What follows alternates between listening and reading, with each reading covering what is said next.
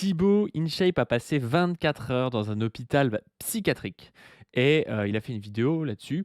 Il fait ça souvent dans différentes institutions. On l'avait vu, notamment faire un peu de pub pour, le service, national universel et puis voilà, c'est un peu son truc d'aller dans des institutions comme ça et là, du coup, bah, il a interviewé des gens dans l'hôpital psy, il a donné une certaine vision, en fait, de l'hôpital psychiatrique et comme vous le savez ou comme vous le savez peut-être pas, mais beaucoup le savent, on va dire, quand ils suivent la chaîne. Moi, je suis interne en psychiatrie, c'est-à-dire que je suis en fin, d'études de médecine et que ma spécialité, c'est la psychiatrie et donc j'ai envie de réagir à tout ça pour voir si c'est, plutôt cool, si c'est plutôt, faux ce qu'il raconte, si ça donne une mauvaise image, une bonne image et si, au contraire, j'aurais fait différemment de lui et on va pouvoir donc, réagir à tout ça ensemble. On est en live, donc il y a le chat et puis si vous êtes sur YouTube, bah, vous allez pouvoir, regarder tout ça et regarder les questions du chat et voir si j'y réponds ou si, comme d'habitude, je ne lis pas le chat. «Est-ce que tu l'as déjà vu?» me dit Papy Tricot.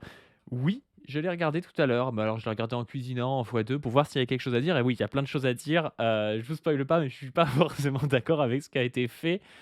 Pas tant à cause de Thibaut InShape d'ailleurs, parce que Thibaut InShape, je pense qu'il y connaît pas grand-chose, mais, de ce que les professionnels disent et de l'image que ça renvoie, notamment, bah, je suis pas forcément d'accord, quoi. On va commencer, ben, regardez la miniature. La miniature a pas mal fait parler. On a, Thibaut, qui est dans une espèce de chambre capitonnée comme ça, avec une camisole de force. Bon, le camisole de force est plus utilisé, en psychiatrie, mais, moi je comprends, beaucoup de gens ont critiqué ça. En réalité, c'est une miniature, moi j'aime bien les miniatures putaclic, ça fait plus cliquer que s'il était devant, une espèce de maison, on sait pas trop ce que c'est. En fait, c'est un hôpital psy quoi, donc non, non, moi j'aime bien. J'aime bien la miniature, je trouve que c'est pas mal. Je vois pas trop ce qu'il aurait pu, faire d'autre. C'est ce qu'il fallait faire. Il aurait pu même se faire, contentionner peut-être. Thibaut contentionné comme ça sur un lit, ça aurait été intéressant. Allez, on est, parti. Aujourd'hui, nous allons visiter un hôpital psychiatrique. C'est le centre hospitalier du pays d'Aigurande. Regardez, c'est super intéressant, la forme que ça a. Alors je sais pas s'il en donne une meilleure image après, je crois que oui. Parce que là, on voit bien que, c'est un hôpital qui est fait, je pense qu'il a dû être fait à la fin du 19e siècle ou au milieu du 19e siècle, au moment où il y a eu, plein d'asiles qui ont été faits en France, à l'époque asilaire quoi et on voit, presque fait comme une prison quoi, hein. Ça ou on pourrait même dire que c'est fait comme une prison, hein, parce qu'on rappelle que l'histoire de la psychiatrie, c'est l'histoire d'une espèce de discipline un peu entre la prison et le soin, quoi. Un peu entre les 2 quoi et en plus, c'est au milieu de nulle part, donc à Aigurande et c'était vraiment aussi le but un peu des hôpitaux psy et des asiles de l'époque. C'était d'extraire de la société les, gens qui étaient considérés comme fous, qui étaient considérés comme, devant aller, bah, à l'asile quoi et pour pas qu'ils emmerdent les gens, on les mettait pas, au milieu des villes. Vous imaginez bien les hôpitaux psy. Donc là, vous avez un grand dispositif asilaire au milieu de nulle part. On voit des forêts autour. Alors l'image est pas très bonne, mais c'est intéressant, quoi. Il y a quelqu'un qui dit: «C'est Bétarame». Bah, Bétarame, c'est un peu, c'est un peu la même chose, je pense. Mais non, mais je trouve que ça l'image est intéressante et il y en a des asiles, comme ça qui ont été reconvertis donc en hôpitaux psy, aujourd'hui, mais qui gardent cette forme, très typique de l'asile, quoi. Hospitalier du pays d'Aigurande. On va rencontrer différentes personnes qui sont porteurs de plusieurs maladies mentales, la schizophrénie, la bipolarité. Bon, déjà, il dit maladie mentale, hein, vous allez voir que c'est bon, alors que lui le dise déjà, c'est pas top, mais les professionnels utilisent le terme de maladie mentale, ce qui est enfin vraiment ce qui est aberrant. Vous avez le plus, gros youtubeur de France, bon en réalité, on sait bien que c'est celui qui a le plus d'abonnés, mais c'est pas forcément celui qui fait le plus de vues, mais voilà, un très gros youtubeur qui vient, vous n'avez pas le droit de dire maladie psychiatrique. Dites au moins trouble, même si déjà on peut aussi questionner est-ce qu'on dit trouble ou pas, mais maladie psychiatrique, c'est extrêmement saniste comme terme, ça renvoie à, du normal et du pathologique. On croirait que le trouble est collé à la personne comme ça, que c'est des gens, ils ils ont ce trouble en eux et c'est, pareil que s'ils avaient fait, je sais pas moi, un infarctus, quoi. On croirait qu'avoir fait un infarctus ou avoir fait, une dépression, bah, c'est pareil. Bah, pas forcément, pas forcément. Il y en a un qui est quand même un petit peu plus, biologique que d'autres, mais bon bref, c'est assez, étonnant. Vous allez voir qu'ils disent ça tout du long. Etc. Vous êtes prêts pour la vidéo? C'est parti. Toi, je m'en te laisseras tranquille. Il fait trop de mal. J'ai tenté de voir. Enfin, nous, ce qu'on souhaite, c'est déstigmatiser. Je voulais être comme tout Vous allez voir, ils souhaitent déstigmatiser, mais ils disent malade tout du long. le monde. Je suis pas dangereux, ni pour les autres. Il faut arrêter de stigmatiser les personnes. C'est pour ça qu'on est là aujourd'hui. C'est le centre hospitalier du pays d'Aigurande. Il y a plusieurs structures. L'unité d'admission, l'UMD, l'unité d'hospitalisation complète du CEL et un centre de réhabilitation. Et il en existe plein d'autres. Christophe, enchanté. Donc c'est un hôpital très particulier parce qu'il a une UMD. Alors une UMD, c'est une unité pour malades difficiles. C'est pareil, je ne comprends pas comment ça se fait qu'en France, on n'ait pas changé ce terme. Ça s'appelle unité pour malades difficiles. Je crois qu'il y en a 9 en France, des UMD. Euh, c'est en gros, si vous êtes en psychiatrie et que vous avez un patient que vous trouvez trop compliqué, à risque de passage à l'acte violent ou des choses comme ça peut aussi être des détenus, eh bien, il y a des demandes qui peuvent être faites je crois que ça s'appelle un comité de soins psychiatriques, un truc du genre, en gros, qui dépend de l'ARS, donc de votre région. Donc l'équipe soignante ou la prison peut faire en gros une demande d'UMD pour ce patient pour qu'il parte en UMD. Donc on extrait en fait ce patient dit difficile de sa prise en charge qui était locale, qui avait cet intérêt quand même de rester dans le lieu de vie de la personne. Je rappelle que la psychiatrie a été sectorisée il y a quelques dizaines d'années dans le but d'avoir une psychiatrie qui était au plus proche du lieu de vie des gens. Parce que voilà, si vous avez un jour si vous vous retrouvez en psychiatrie un jour, si c'est à 200 km de chez vous ou à 5 km de chez vous, ce serait pas exactement pareil parce que vous ne pouvez pas avoir de visite quand c'est à 200 mètres de chez vous, par exemple. Et ben les UMD, comme il y en a que 9 en fait, et ben vous allez avoir une extraction du patient de son lieu de vie et de l'endroit où a été fait la demande. Et une prise en charge, du coup, avec plus de moyens, plus de contrôle, plus de surveillance. Et en fait, c'est vraiment l'évolution, quand on y pense, de ce qu'ont été les asiles. C'est-à-dire que les asiles, il y avait cette volonté d'extraire les gens de là où ils étaient pour pas qu'ils emmerdent le monde, quoi. Et avec un côté un peu sécuritaire, en mode, au moins, ils seront là, ils feront pas autre chose, quoi. Là, c'est pareil. L'UMD, c'est une extraction du secteur où était prise en charge la personne, avec plus de contrôle, plus de soins, plus de soins d'ailleurs. Je sais pas. Alors, normalement, sur le papier, je crois qu'il y a plus de soignants par personne, donc on pourrait dire qu'il y a plus de soins. Mais justement, c'est la critique qu'on peut faire à l'UMD, c'est que à ce moment-là, quand on pense à ce genre de prise en charge, c'est une prise en charge qui est d'abord faite par rapport au risque qu'on considère être latent avec ce patient et pas par rapport à l'aide qu'on pourrait et aux soins qu'on pourrait lui apporter. Et donc, vous avez quand même quelque chose de très, de très sécuritaire, quoi. C'est-à-dire, on se dit pas, ce patient, il a besoin de soins particuliers qu'on ne sait pas faire ici. C'est pas ça qu'on est en train de dire. On dit, ouais, il y a trop de risques, on va l'envoyer là-bas. Il y a vraiment quelque chose un truc assez asilaire, en fait, là-dedans. Il y a Echarpe qui demande, est-ce que ça passe par une décision d'aval judiciaire ou juste des médecins?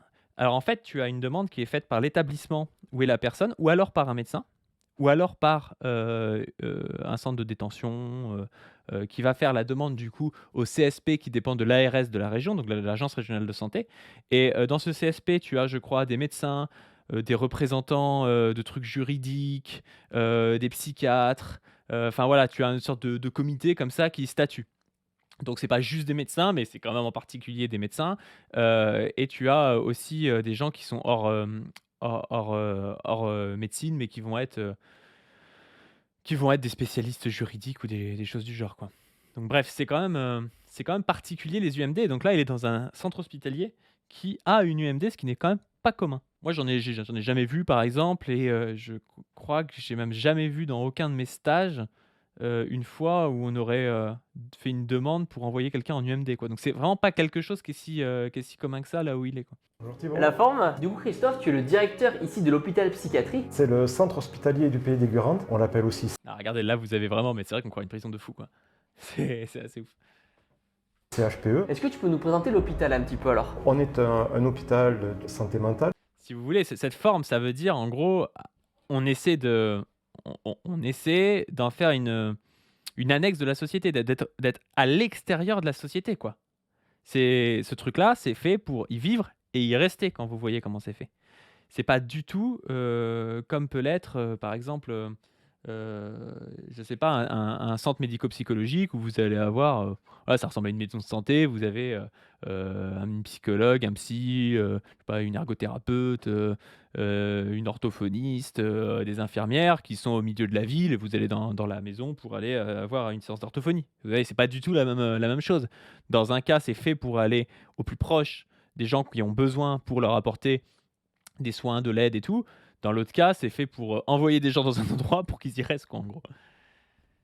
Aussi CHPE. Est-ce que tu peux nous présenter l'hôpital un petit peu alors? On est un hôpital de santé mentale, psychiatrique. Ok. Aujourd'hui, on représente 500 salariés, 200 lits d'hospitalisation complète, des places d'hospitalisation de jour. On est proche de quelle grande ville ici? En fait, on est à mi-chemin entre Brive et Clermont-Ferrand. Adrien, ça va? Salut, ça va et toi? Très très bien, merci en tout cas de nous accueillir. Pour ceux qui ne savent pas, de l'hospitalisation de jour, ça veut dire que les gens, viennent la journée et repartent le soir, quoi. C'est-à-dire ils ont, par exemple 3-4 activités, je sais pas, une séance de psychologue, une séance de psychomotricien, une activité de groupe et puis ils repartent chez eux, quoi. Donc ça, c'est le cadre de l'unité d'admission. Donc un cadre, c'est quelqu'un qui a, qui a des fonctions, d'encadrement, d'administration, qui va par exemple, faire, les emplois du temps, gérer les équipes, je sais pas s'il y a un concours externe, mais en tout cas, il y a un concours interne qui, auquel s'inscrivent en fait des infirmiers et des infirmières en général pour, devenir cadre, quoi. Ici on est où alors? Donc ici on est aux admissions, donc au centre hospitalier du Pays des Gurandes. C'est un service de soins sans consentement. Donc les patients sont hospitalisés ici. Donc c'est de la santé mentale et on est sur un secteur fermé. Donc les patients n'ont pas conscience de leurs troubles. Qui les Donc vous voyez, là, il dit: «C'est un service de soins sans consentement». Donc les patients n'ont pas conscience de leurs troubles, et c'est, en fait, bah, c'est moi, ça m'a choqué de voir ça. Je veux dire, je comprends pas trop ce qu'il raconte. C'est pas parce que vous êtes dans un service fermé et que vous êtes à l'hôpital contre vos consentements que vous n'auriez pas conscience, des «troubles» entre guillemets que vous pourriez avoir. Parce que je sais pas si, mettons demain il y a quelqu'un qui veut mettre fin à ses jours. Il ne veut pas d'aide. Il dit: «Ah non, j'ai déjà tout testé, moi je veux pas d'aide, m'emmenez pas à l'hôpital». Il est amené à l'hôpital dans un service de soins sans consentement. Bah, il a conscience de ses troubles. Mais je comprends pas ce qu'il raconte là. Il est en train de créer un narratif en mode: il y a les gens qui veulent bien être hospitalisés en psychiatrie, bah, ceux-là, ils ont conscience de leurs troubles et tout machin, eux, c'est des personnes un petit peu, voilà, adultes, majeurs et tout. Et puis il y a les autres qu'on a hospitalisés sans consentement. Eux, ils ont pas conscience de leurs troubles, comme si c'était presque des gens à mettre sous tutelle quoi, en gros. C'est vraiment mais alors il le fait pas exprès, moi c'est pas pour le tacler lui en particulier, mais ça dénote d'une espèce de f f enfin de la vision qu'il a de ce qu'il est en train de faire quoi, qui est hyper, infantilisante pour les gens qui se trouvent dans cette unité quoi. Vraiment très, très bizarre quoi. C'est vraiment très bizarre quoi. les amènent alors du coup? Ça peut être soit par les urgences, soit les forces de l'ordre parfois également. D'accord. Donc des patients qui auront commis des troubles à leur public ou des délits. Par où ils rentrent? Comment c'est quoi le chemin? Eh bien l'entrée elle est juste ici. Nous on les accueille. Alors par contre, il a dit: «C'est des soins sans consentement». Alors que l'autre, alors je sais pas s'il l'a encore dit, mais j'avais retenu ça, le directeur il dit: «C'est des gens qui ont une altération du consentement». Alors ça c'est pareil, c'est, parce que pour le coup je suis plus d'accord avec lui, ces soins-là ils sont sans consentement, c'est pas enfin, c'est trop facile de dire quand les gens consentent pas à un truc que c'est parce qu'ils ont une altération du consentement. Enfin, c'est soit tu consens auquel cas, bon bah tu es quelqu'un de majeur et tout, tu as consenti, c'est bien et puis si tu consens pas, le mec te dit: «Ah c'est que vous avez une altération du consentement». C'est trop facile quoi, enfin, c'est ridicule. Donc c'est les infirmiers qui les accueillent avec les aides-soignants. Ensuite on va voir le médecin psychiatre. Donc, le médecin psychiatre lui va faire un premier entretien d'accueil. Soit le patient il va aller dans le service, c'est-à-dire que son état n'est pas non plus très, très grave. Ok. Il pourra être avec les autres patients, ou bien alors on pourra avoir des chambres d'observation, notamment pour les risques suicidaires. Ouais, c'est bizarre comment il parle. Après, c'est peut-être pour être plus simple, mais je veux dire, c'est ça, il y a pas une.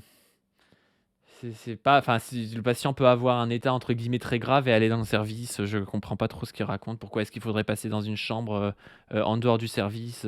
Ça voudrait dire que tu as un état que tu as que c'est plus grave, quoi. Enfin, étonnant.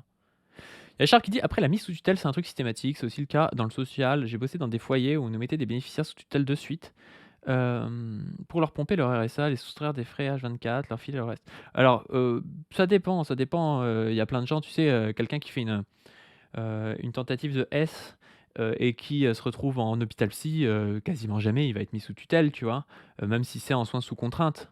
Les mises sous tutelle, ça va plus être pour des gens qui vont être soit qui vont avoir fait je sais pas, des achats compulsifs, des trucs comme ça peut être le cas.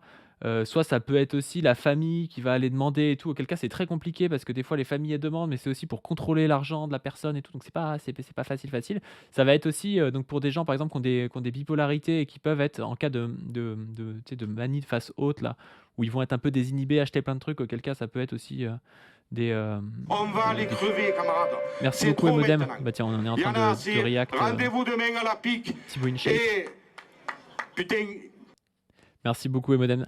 Et donc on parlait des tutelles, mais ça va être beaucoup plus par exemple les personnes avec schizophrénie qui vont être mises sous tutelle. Mais les personnes par exemple qui font des dépressions et des tentatives de S, c'est quand même pas si commun que ça qu'ils soient mis sous tutelle, quoi. C'est-à-dire que c'est Ok. des patients qui auront essayé de mettre fin à leur jour, Ok. et pour les protéger d'eux-mêmes, on va les avoir à proximité de nous dans des chambres en attendant de pouvoir être intégrés dans le service. C'est une chambre, c'est Encore une fois, je suis peut-être trop critique, hein, j'en sais rien. Mais tel qu'il présente, on croirait qu'il dit bon, les gens qui ont fait une tentative de S, on les met là, donc on les met un petit peu au coin là, avant de les mettre dans le service. Sincèrement, il faut vraiment. Je pense qu'une psychiatrie la plus humaniste possible, ce serait justement de s'adapter à chaque cas et on peut pas non plus dire bon bah s'il y a tel truc, ça veut rien dire à quelqu'un qui a fait une tentative de S. Qu'est-ce qu'il a fait comme tentative? Qu'est-ce qui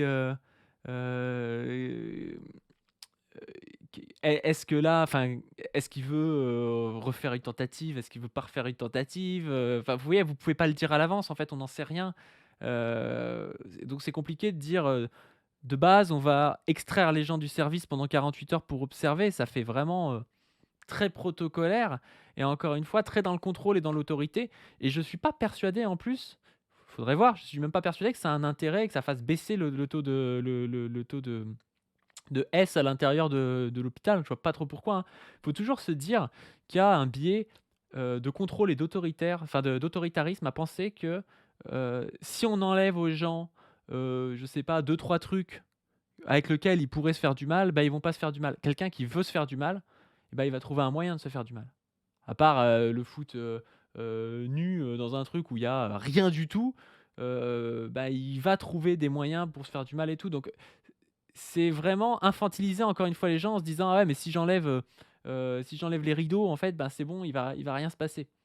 Je sais pas, si ça se trouve la personne elle va attendre 48 heures, elle va le faire avec autre chose, si ça se trouve elle va prendre son pantalon, si ça se trouve elle va... Voilà, enfin c'est bizarre ce truc de penser qu'automatiquement on va mettre les gens au coin et puis que ça va bien se passer.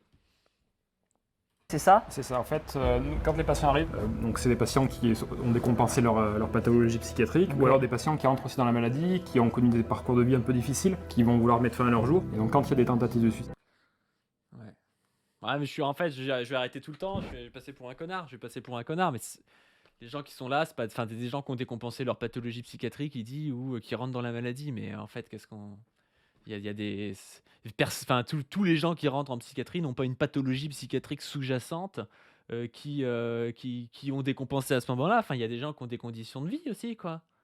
Je veux dire, il y a des gens, ils ont perdu leur daron et tout, ils l'ont trouvé, par exemple, chez eux, décédé, ils ont un syndrome de stress post-traumatique et tout, avec des visions comme ça, des choses comme ça. Est-ce qu'ils ont une pathologie sous-jacente qu'ils sont en train de décompenser et qui fait qu'ils sont en HP? Enfin, c'est vraiment... Il y a une vision... Moi, j'aurais pas envoyé ce mec-là pour faire la vidéo, je suis désolé, hein, c'est pas top, quoi. bien souvent, les patients sont amenés ici parce qu'ils veulent pas se faire aider. La seule solution qu'ils trouvent, c'est de mettre fin à leur jour. Donc nous, on va essayer de les accompagner, de comprendre ce qui s'est passé, un Ok. événement traumatique. Et donc l'entrée, elle est là-bas. Nous, on va les amener sur ce patio là, où il y a 2 chambres, parce que nous, on a 15 places. Ok. Mais ces 2 chambres, elles sont vraiment séparées les autres pour permettre aux patients d'être plus au calme au départ. Pour les aider à se calmer. Exactement. Se calmer ou se ressourcer, ne pas être en contact direct avec d'autres personnes. Ok. Et du coup, c'est un exemple de chambre. Donc voilà, c'est une chambre d'observation. Le patient, il peut entrer et sortir comme il en a envie, c'est-à-dire Ok. qu'il n'est pas fermé. Moi, j'ai jamais vu ça dans un hôpital, d'avoir des chambres d'observation de départ pour pas que les gens soient spammés par les autres, c'est assez étonnant. Je sais pas. J'ai déjà vu par contre, et je trouvais ça pas trop mal d'ailleurs, d'avoir en fait un petit service, genre de 3-4 lits comme ça, et qui permettait parfois du coup d'avoir des temps comme ça, je sais pas, de 48 heures d'hospitalisation, et des fois en fait ça suffisait, la personne repartait. Plutôt que de te retrouver justement dans un service où une fois que tu y es, t'en as souvent pour plus longtemps, et t'es parmi plein d'autres patients, donc en fait tu vois pas forcément le médecin et tout, qui est la seule personne qui va pouvoir te faire sortir ou non de cet endroit. Enfin voilà, c'était intéressant comme prise en charge, et ça permettait justement, quand il y a 3-4 personnes, t'as pas autant de bruit, autant de monde que quand t'en as 20 quoi. Fermé à clé, mais on ferme pas à clé le patient ici. Et on sera équipé avec du matériel anti-suie. C'est des couvertures qui sont indéchirables. L'armoire est fermée, donc ça veut dire qu'il n'y a pas d'accès à des cordons, des choses comme ça. Et on a également une caméra. C'est la seule chambre du service avec la chambre d'isolement qui a une caméra. Et je remarque Ouais. Ouais, vous voyez, c'est quand même quand même étonnant. Les mecs, ils arrivent, il y a direct une caméra dans la piole. Je sais pas à quel point ça change quoi que ce soit. Sincèrement, c'est très étonnant. Mais bon, ça me choque pas, hein. Je sais qu'il y a plein d'hôpitaux psy qui sont comme ça. Moi, j'en ai jamais vu pour le coup là où j'ai travaillé, mais tu dans un truc, tu viens de faire un passage à l'acte S, et t'es mis dans une chambre comme ça où tu à l'écart des autres avec une caméra dans la piole. C'est quand même très particulier comme dispositif, hein. Je veux dire, on pourrait quand même penser une société où quand quelqu'un fait un passage à l'acte S, on fait une prise en charge, je sais pas, au domicile par exemple, en lui ramenant, je sais pas, quelqu'un de sa famille qui peut rester avec lui. Je veux dire, tu passes pas à l'acte quand tu as ton frère avec toi toute la journée, hein. Donc on fait un arrêt de travail par exemple à la personne, on met en place des équipes mobiles avec un passage très régulier d'équipes soignantes. On met en place ce qu'on appelle des pères aidants, c'est-à-dire euh, que c'est des gens qui vont pouvoir, comment ça s'appelle, qui ont été eux-mêmes avec ce type de problématiques dans leur vie, et qui ont réussi à s'améliorer, à passer le cap et tout. Voilà, c'est tout à fait possible de faire comme ça, plutôt que de mettre le gars dans une chambre à part avec une caméra. C'est ouf quand même, hein. aussi au niveau du bureau, du coup, qu'il n'y a pas d'angle, c'est ça, pour éviter qu'il se suicide. Exactement. On a fait l'achat dans ces chambres d'observation de matériel qui est incassable et qui est aussi lourd. Ok. Donc ça permet d'éviter de jeter le matériel sur les soignants également. sûr. Parce que parfois les patients, Ouais. malgré eux, ils peuvent être... En fait, ce qui est étonnant là-dedans, c'est que je sais pas s'ils vont montrer une chambre d'isolement après, je me souviens plus, mais vous avez en psychiatrie des chambres d'isolement, et autant la contention en psychiatrie est quelque chose qui ne sert à rien. C'est-à-dire qu'il n'y a aucune étude à ma connaissance, hein. Il n'y a aucune étude qui montre que ça change quoi que ce soit. Et par contre, c'est dangereux parce que ça peut, quand vous êtes en fait allongé, contentionné sur un lit, vous pouvez avoir après des caillots de sang qui se forment parce que vous bougez pas assez en fait, et vous pouvez avoir des phlébites, des embolies pulmonaires. Et donc il y a, chaque année, il y a des gens qui décèdent à cause de ça. En plus de ça, au moment où la personne se fait attacher, vous imaginez bien que pour beaucoup de gens qui sont en psychiatrie, qui ont déjà des traumatismes, ça peut rappeler comment ça s'appelle, des traumas, hein. Ça peut ramener des traumas, par exemple, SEXUEL, des traumas aussi de violence. Et ça peut aussi créer des épisodes où vous avez de la violence entre l'équipe et la personne, parce que la personne ne veut pas se faire attacher, donc va commencer à frapper l'équipe va commencer à se dire que cette personne est violente. Enfin, ça peut vraiment envenimer la chose. Par contre, les chambres d'isolement, c'est pas la même, c'est pas exactement pareil, parce que si vous voulez, vous allez avoir déjà des gens, notamment qui ont des symptomatologies de type autistique très lourdes, que ça peut, ou l'hypostimulation en fait ça peut les rassurer en fait parfois, notamment le côté un peu, vous savez, il y a des gens comme ça qui aiment bien être enveloppés, enfin, vous savez peut-être pas ça, mais dans les troubles du spectre autistique, vous avez un rapport aux gens qui est parfois très lourd et parfois des moments d'hypostimulation comme ça en chambre peuvent être bénéfiques pour ce type de personnes qui ont ce type de fonctionnement, on va dire. Et ça peut aussi faire retomber des états de manie, où, en fait, dans la manie, vous allez avoir en gros c'est un peu l'inverse de la dépression, vous êtes ralenti, vous êtes triste et tout. La manie, vous êtes à fond quoi, en gros et si, vous voyez plein de choses, en fait, ça fait un cercle vicieux, comment ça s'appelle? S'autogénère. C'est-à-dire que vous voyez un truc à faire, quelqu'un vous parle, vous vous mettez à, je sais pas, à gueuler un petit peu, donc la personne gueule. Donc en fait, ça peut vous permettre, sur des temps le plus court possible, d'avoir des hypostimulations et puis de faire un retour en fait à la normale. Oui. Et donc, dans des chambres d'isolement, il y a ce genre de mobilier qui va être faire en sorte que quelqu'un, par exemple, qui serait complètement à fond, je sais pas, maniaque, délirant et tout, il se tape pas contre les murs, enfin, il puisse pas se faire mal quand il se tape contre les murs ou des choses comme ça. Ok. Ce qui est bizarre, c'est que là, ce qu'ils nous expliquent, c'est qu'ils ont une sorte de chambre d'isolement, mais qui ferme pas à clé, mais chez qui beaucoup de gens passeraient s'ils ont fait un passage à l'acte de type SUICIDE, quoi. Vraiment, au niveau hôpital psy, moi je vous dis, encore une fois, j'ai pas bossé dans 1000 hôpitaux, mais j'ai jamais vu ça. Moi, je trouve ça très.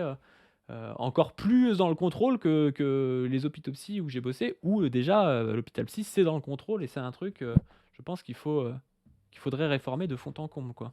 Voire abolir pour certaines unités ou certaines pratiques, évidemment. Violent envers les soignants, mais c'est assez rare. Et le lit également, il pèse très lourd, environ 200 kg. Ça sert à quoi le bouton rouge là? Donc le bouton, là, en fait, c'est un appel pour les malades. Pendant combien de temps le patient va rester dans cette chambre-là? C'est vraiment une transition. Le patient qui vient dans cette chambre, il va y rester en général une semaine. Ok. Ça peut parfois être moins. Une semaine. On a des patients qui vont y rester des fois 2-3 jours. Ça suffit pour que le patient ait confiance en nous et qu'on puisse aller sur un autre lieu dans le service. Comment les patients viennent ici? Une semaine avec une caméra dans ta piole, je sais pas, c'est. Ouais, et encore une fois, je veux dire, le mec, il est arrivé là-dedans, on lui a expliqué que c'était normal, on lui a montré l'hôpital. Moi, je vois très bien comment des soignants qui bossent là-dedans ne peuvent pas remettre en question forcément les pratiques qu'il y a dans leur hôpital, mais d'extérieur, vous arrivez, c'est une semaine avec une caméra dans votre piole, enfin. Moi, j'aurais bien aimé qu'ils nous donnent le pourcentage de personnes qui passent par cette piole, hein, parce que c'est pas rien, quoi. Est-ce que c'est de leur plein gré? Est-ce que des fois c'est obligatoire? Alors en fait, la loi est très claire, hein. La règle, c'est l'hospitalisation libre, consentie. En France, nous avons un régime juridique qui permet d'aborder l'hospitalisation dans le cadre de ce qu'on appelle les soins sans consentement. Grosso modo, il y a deux axes. Les soins à la demande du représentant de l'État, c'est le préfet. Et l'autre partie, c'est les soins psychiatriques à la demande d'un tiers, c'est un membre de la famille. Ok. Tout à fait. Les deux axes.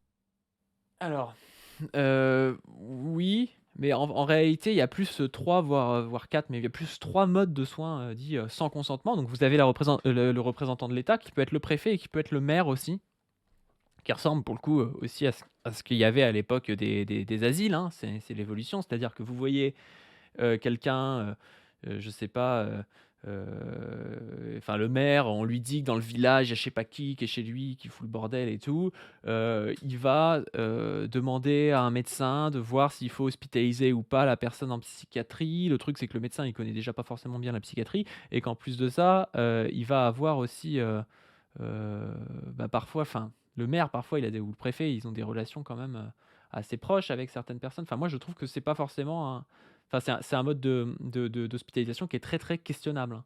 C'est assez questionnable comme truc. Je sais pas si c'est pareil dans d'autres pays pour le coup, mais je pense que c'est le mode d'hospitalisation le plus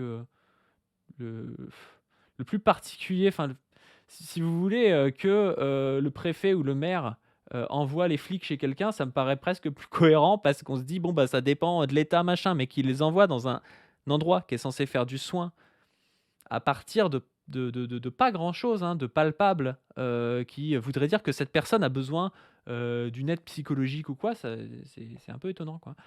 Euh, Encore une fois, évidemment, hein, quand je dis c'est étonnant, c'est des euphémismes. Je sais bien que c'est parce que la psychiatrie est l'héritière de tout un tas de mécanismes de contrôle et d'autorité. Mais je veux dire, si on le questionne comme ça paraît ouf, quoi.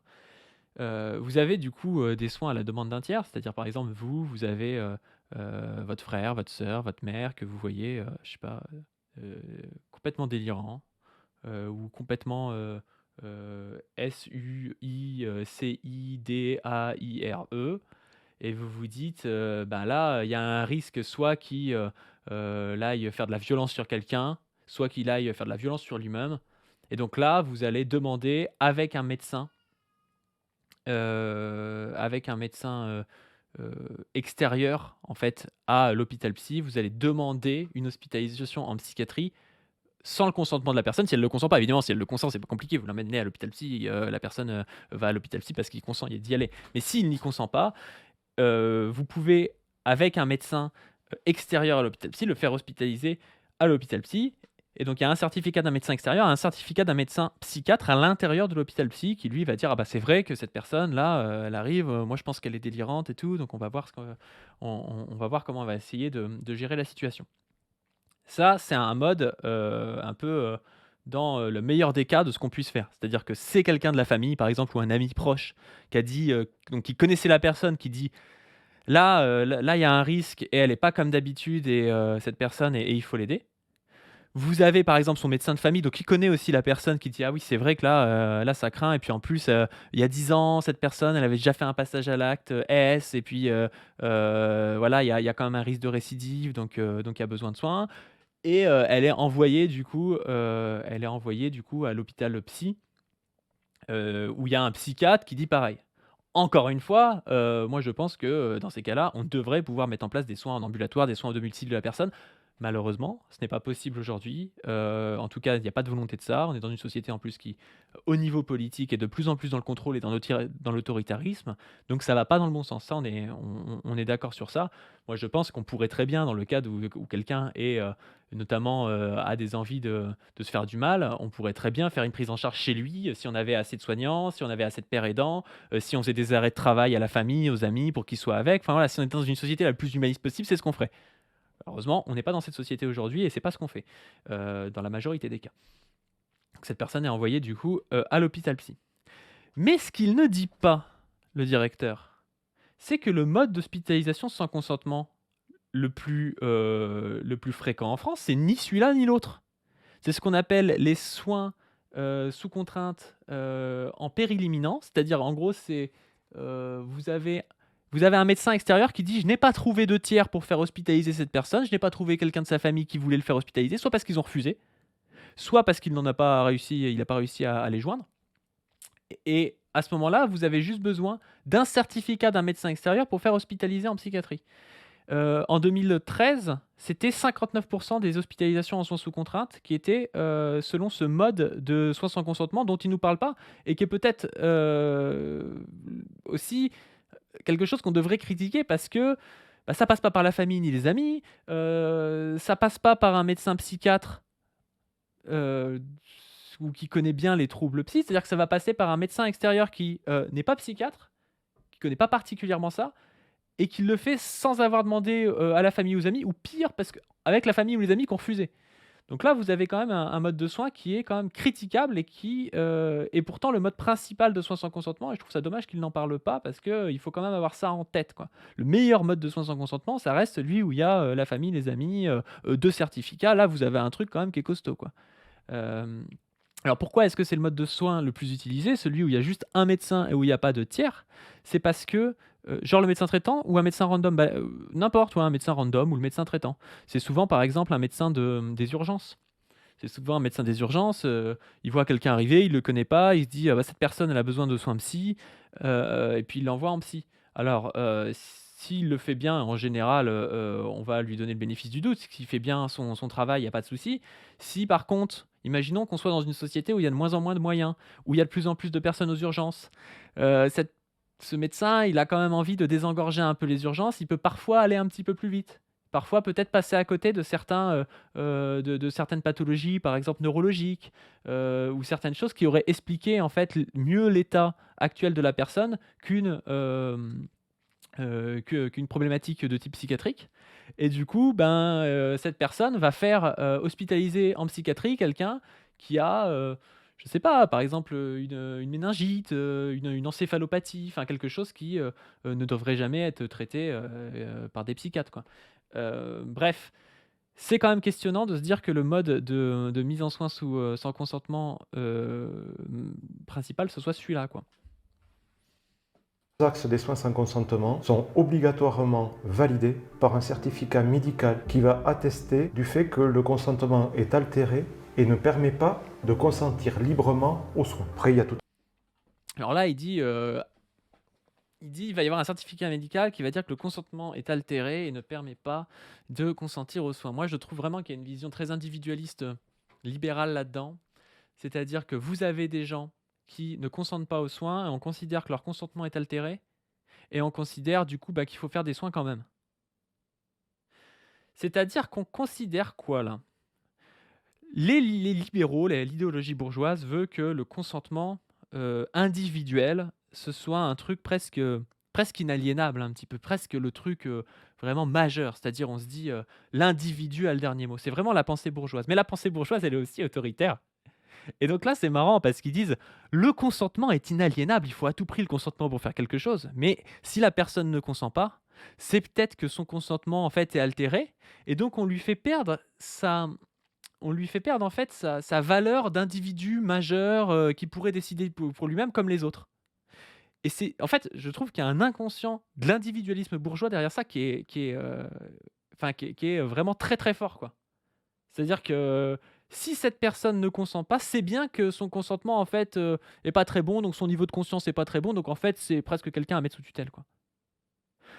En réalité, on ne devrait pas dire ça, on devrait assumer le fait que ce sont des soins sans consentement. C'est-à-dire que la personne n'a pas consenti, mais que on considère, par exemple parce qu'on n'est pas des individualistes bourgeois, que le choix individuel n'a pas à être absolutisé. On pourrait dire ça, par exemple, dans une société où il y a des rapports de domination énormes, par exemple. Quand vous êtes un individu au milieu de rapports de domination pas possibles, qui sont par exemple validistes, qui sont par exemple, je sais pas, racistes, sexistes, que vous vivez l'exploitation et tout ça, je vois pas pourquoi est-ce qu'on devrait dire que votre choix individuel est un truc absolu. Évidemment, les bourgeois le pensent parce qu'ils pensent que l'individu, c'est une espèce d'atome au milieu de nulle part qui ferait, qui pourrait faire tous les choix possibles. Moi, je pense que quand quelqu'un a envie de mettre fin à ses jours, parce que la société est validiste, parce qu'on lui demande, je sais pas, de travailler, de rembourser un crédit alors qu'il a une pathologie, qu'il peut plus faire son travail, que sa pathologie elle est pas reconnue par l'assurance maladie, qui vit plein de systèmes de domination comme ça, on a le droit de remettre en question cette volonté qu'il a de mettre fin à ses jours en disant le collectif va te venir en aide, même si tu ne le veux pas en fait. Et quand on dit ça, ça veut pas dire on va te mettre dans une chambre avec une caméra et tu pourras pas aller se pisser tranquille. Vous voyez le truc? C'est pas ça que je suis en train de dire. Mais on est en train de dire le collectif, l'individu n'est pas un atome comme ça qui peut faire tous les choix du monde, quand bien même ce choix impliquerait le décès de cet individu. Le collectif peut venir en aide à cet individu qui vit dans une société où il y a des rapports de domination énormes. Peut-être que dans une société où il n'y aurait pas ces rapports de domination-là, on pourrait avoir un choix individuel absolu en soi. Peut-être, hein. Mais dans la société où on vit, je pense que ce n'est pas possible. Après, la question des soins sans consentement, c'est pas exactement la même que la question de l'enfermement, du contrôle et tout ça. C'est-à-dire qu'encore une fois, moi je pense qu'on devrait pouvoir faire des soins contre le consentement de la personne. Et là, ça paraît dur quand je vous dis ça, mais que ce soit des soins qui soient humains. C'est-à-dire que ce soit, comme je vous disais, des trucs ambulatoires où la personne, elle est. Enfin, le plus possible. Il y a peut-être des gens qui ont envie, d'ailleurs, il y a des gens qui n'ont peut-être pas envie d'être chez eux. Ça peut arriver aussi, notamment quand ils vivent dans une précarité de dingue, quand vous avez comment ça s'appelle vous avez de la famille chez vous et du coup, ben, vous avez pas forcément envie d'être avec elle parce qu'il y a, des conflits familiaux. Enfin voilà, il y a peut-être il y a peut-être quand même une nécessité d'avoir des lieux, ça peut être des appartements thérapeutiques, ça peut être des petites unités ou des choses comme ça. Mais par contre, heu, le la question des soins sans consentement n'est pas la même que la question de l'enfermement et du contrôle. C'est ça que je veux vous dire, quoi. Parce que souvent on réduit, le choix à une espèce, d'hypothèse un peu débile. C'est soit des, soins sans consentement et on vous enferme et c'est un truc super autoritaire, soit vous avez, des genres de gens presque libertariens qui disent: «Ah bah non, le choix individuel, il est inaliénable. Bah, cette personne, elle a décidé de mettre fin à ses jours, on ne peut rien faire, on le laisse mettre fin à ses jours». C'est vraiment, enfin, je pense que c'est un dualisme qui est ridicule, quoi.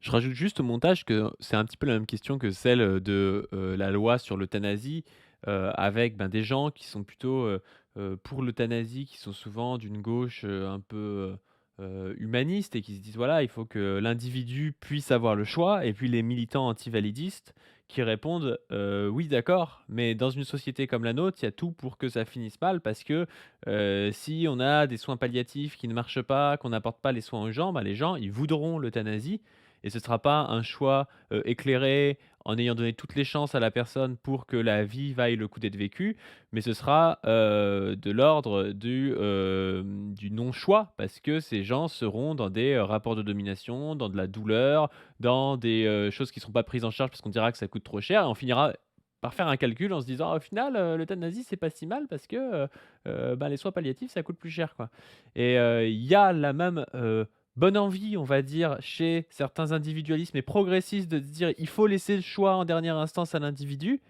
mais ça fait fi des rapports sociaux, ça fait fi des rapports des dominations et quand on pense dans le monde concret, dans le monde réel, que ce soit sur la question du choix de mettre fin à ses jours, par le S ou, par l'euthanasie et ben, c'est au fond la même question et bah, les antivalidistes et puis, moi je les rejoins là-dessus, je pense qu'ils ont raison de dire que, le choix n'est pas, une fin en soi dans une société comme la nôtre, quoi. Il y a quelqu'un qui mettait: «C'est quoi des appartements thérapeutiques?» Ben, des appartements thérapeutiques, c'est des appartements, qui appartiennent, à l'État, qui appartiennent par exemple, aujourd'hui à des centres, des hôpitaux psy ou qui sont loués et qui sont, fournis comme ça, alors c'est souvent en fin d'hospitalisation qu'on fait ça aujourd'hui, qui sont fournis à par exemple, vous avez quelqu'un qui passe 2 ans à l'hôpital psy pour une, schizophrénie, heu qui a eu tout un travail de réhabilitation, psychosociale, où on a travaillé sur ses capacités, cognitives, ses capacités, de vie en communauté, d'aller faire ses courses, de prendre son bus, des choses comme ça et on se dit: «Bon, cette personne avant de le lâcher dans la nature comme ça et ben, il va passer par un stade où on va lui fournir un appartement, mais on passera de temps en temps, voir comment ça va et tout ça». C'est un peu un entre-deux. Aujourd'hui, c'est utilisé comme un entre-deux, en fait, entre chez la personne, dans son propre appartement et l'hôpital psy. Le truc, c'est que, ben, on pourrait très bien imaginer ce type de choses à la place d'hospitalisation, pour des gens, par exemple, où ça se passe mal chez eux, mais qui veulent pas non plus aller dans un service. Après, moi, je dis pas, il peut y avoir des services, plus humanisés qu'aujourd'hui, je veux dire, ça peut avoir tout est pensable en tant que tel. Mais réduire toujours, encore et toujours, le choix à laisser les gens passer à l'acte et mettre fin à leur jour ou aller, dans, un hôpital psy où, il y a une caméra qui vous regarde toute la journée, c'est un peu ridicule, quoi. Un tas de procédures très rigoureuses avec notamment, pour ce qui nous concerne, le contrôle du juge des libertés, qui va venir voir si, sur le fond et la forme, l'hospitalisation est légale. Comment faire si un patient ne souhaite pas être soigné? Alors la famille peut s'adresser au médecin traitant, le patient peut être amené aux urgences, mais comme je le disais tout à l'heure, il y a obligatoirement une validation médicale. Alors soit c'est un médecin traitant, soit un médecin urgentiste qui va poser un diagnostic et qui va dire qu'il faut peut-être voir une hospitalisation ou des... Alors il va pas vraiment poser un diagnostic, hein, après, le monsieur il est directeur et tout, c'est pas son métier, hein, donc c'est pas très enfin, on va pas lui casser les pieds pour tout, mais c'est pas un diagnostic qu'il va poser, hein, c'est pas un diagnostic qui va vous amener en soins sous contrainte, à l'hôpital, psy. C'est, en gros, il y a 2 choses qui peuvent vous y amener, c'est si vous voulez, passer à l'acte sur vous-même ou sur autrui. Alors, on va dire, oui, il faut un diagnostic d'exclusion. C'est-à-dire que si vous voulez passer à l'acte sur autrui parce que vous avez une pathologie neurologique, bah, vous ne dépendez pas de l'hôpital psy, mais d'un service de neurologie. Mais en gros, c'est ça le truc. On s'en fiche de la question du diagnostic au moment où on choisit l'hospitalisation sous contrainte, parce que l'hospitalisation sous contrainte, elle est là pour se dire que bah, cette personne, elle va peut-être aller frapper quelqu'un, ou elle va peut-être se faire du mal, et on ne veut pas que ça se passe, et donc du coup, on a besoin de la psychiatrie, quoi. En gros, c'est ça la question. Des soins un petit peu plus étayés, mais dans le cadre. Quelqu'un qui dit il faut aussi questionner l'intérêt d'envoyer les primo TS, tentatives de S, et les personnes avec addiction en HP. De toute façon, de manière générale, il faut tout questionner. Alors, les personnes avec addiction, aujourd'hui, j'espère que c'est comme ça partout, mais on essaie de. Je dis ça en rigolant, mais, mais bon, on essaie de ne pas les envoyer en HP justement sans leur consentement, hein. On ne soigne jamais quelqu'un, entre guillemets, soigner, mais je veux dire, on n'aide jamais les gens qui ont une addiction à mieux contrôler leur consommation et tout, par une hospitalisation contre leur gré. Parce qu'on ne peut pas en fait aller contre le gré d'une personne en matière d'addiction. Ça doit toujours venir de la personne. C'est vraiment la base, hein, de l'addictologie aujourd'hui. Ça ne veut pas dire que des fois, il n'arrive pas, encore malheureusement aujourd'hui, des trucs abusifs, hein. Et encore une fois, il faut qu'on lutte contre ça, hein. Moi, je pense qu'il y a une lutte à mener à la fois à l'extérieur de l'hôpital psy et à la fois à l'intérieur, avec des soignants progressistes. Mais voilà, vraiment, ça ne sert à rien de lutter contre des addictions, contre le patient. C'est impossible en fait, hein. Et après, tu parles des primo-tentatives de S, ça n'a rien à voir avec le fait que ce soit primo ou pas. En fait, la nécessité d'une prise en charge, en fait, c'est l'évaluation du risque de récidive en fait qui compte. C'est-à-dire qu'à la limite, quelqu'un qui fera un passage à l'acte qui est très impulsif sur un événement comme ça qui ne va pas réarriver, et je sais pas, qui a pris peur comme ça, qui a fait une espèce de crise d'angoisse avec qui d'habitude, je sais pas, se scarifie, et là c'est tranché, enfin essayer de se trancher un peu les veines. Et ben à ce moment-là, encore une fois, ça dépend de l'évaluation, hein. C'est pas chaque cas. Là, on n'est pas là pour donner des conseils médicaux. Chaque cas dépend dépend du contexte et de la personne. Mais on pourrait s'imaginer que si cette crise d'angoisse, elle était vraiment dans un contexte très particulier, qu'elle va pas arriver, qu'il n'y a pas d'intérêt particulier à faire une hospitalisation à ce moment-là, quoi. Par contre, il y a et même si que ce soit la première, la deuxième ou la troisième tentative, en fait. Par contre, si vous avez une primo tentative qui laisse penser qu'il y a une dépression sous-jacente depuis longtemps, avec des idées qui sont installées comme ça de passer à l'acte, et puis que ce passage-là à l'acte-là est une résultante de tout ça, ben, on peut peut-être se dire que va peut-être y avoir une récidive et que le risque est trop gros, quoi. Donc c'est vraiment, il y a besoin d'une évaluation du risque. L'évaluation du risque est compliquée à faire, qui demande aussi de connaître les personnes, ce qui est malheureusement pas le cas quand c'est des premières tentatives, hein. Les soignants souvent ne connaissent pas les personnes. Donc tout ça est assez complexe, et demanderait peut-être enfin demande si au mieux, mais demanderait, parce que c'est souvent pas le cas, la mise en lien avec le médecin traitant et d'avec la famille du patient, ou les amis, ou quelque chose comme ça, quoi, pour savoir vraiment qui est cette personne. D'une altération du consentement, avec des critères très précis qui sont déterminés par la loi. C'est normal. Bien Pourquoi sûr. Parce qu'on prive de liberté quelque part une personne qui est certes malade, mais qui n'a rien demandé. Donc c'est très important que nous ayons des barrières qui vont... Qui est certes malade. Mais moi, ça m'amuse parce que en vrai, il est gentil, enfin, le gars, il a l'air d'avoir un bon fond, quoi. Mais il dit que c'était malade avec une altération du consentement. Mais qu'est-ce qu'il raconte, quoi? Enfin, il faut comprendre quand même que ce qu'on appelle, enfin, ce qu'il appelle là les maladies, les pathologies, les troubles psychiatriques, c'est toujours au carrefour entre du social, des prédispositions d'ordre héréditaire, et c'est pas des espèces de maladies internes qui définissent la personne comme ça, quoi.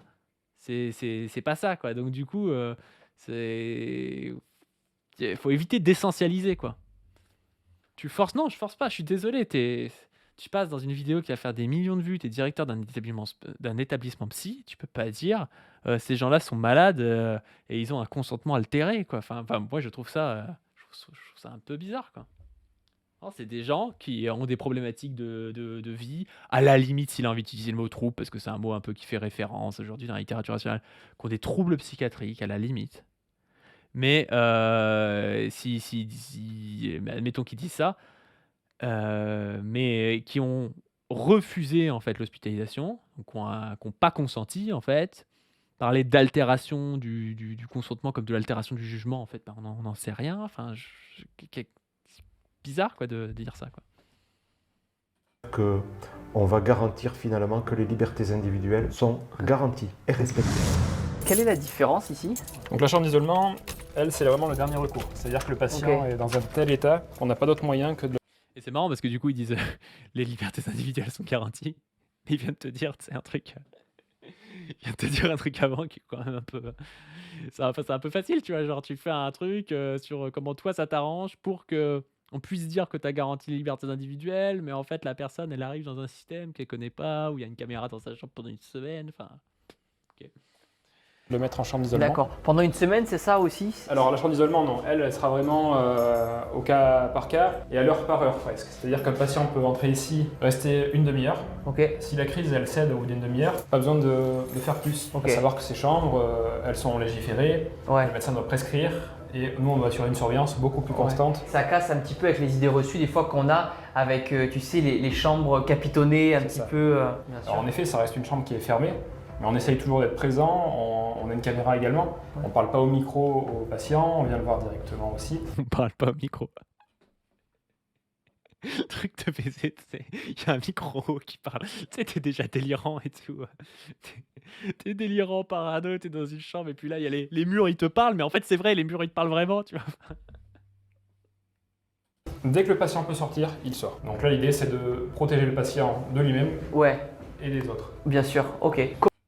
C'est Oedipus qui dit qu'il ait besoin de le préciser. Non, mais c'est incroyable. Tu sais.